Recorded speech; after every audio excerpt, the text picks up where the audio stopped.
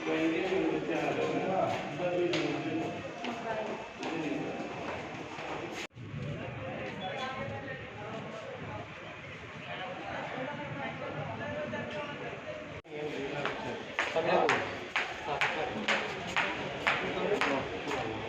কি আপনার? বাড়ি? তো রেল স্টেশনে কোটটাড়ি নিয়ে কি লেগা? না, এটি আমার কাছে আসছিল না স্যার। তো কার থেকে পুলিশ ধরছে? এটি আমি যতদিন পুরাপতি আসছিল, তো এই আমি কিছু কাজ চাইতাম, তো এগুলো তারা তারা তো আমি চাইতাম ঠেঙে লাগবে আইতে বলছি মারবো, এগুলো আমার এনে ধরে ধরছে ধরে এগুলো আমি টুকটা পেয়েছি এবার এগুলো মাইরাতে এবার এটি আমি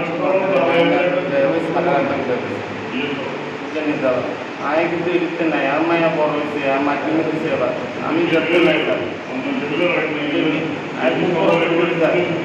কাজ করে খাই স্যার এই হিসাবে আমি করে স্যার। এর নাম হলো অভিজিৎ দাস, বয়স 35, বাবার নাম হলো সুনীল দাস, বাড়ি বরস কলোনি, থানা বিলোনিয়া আছে।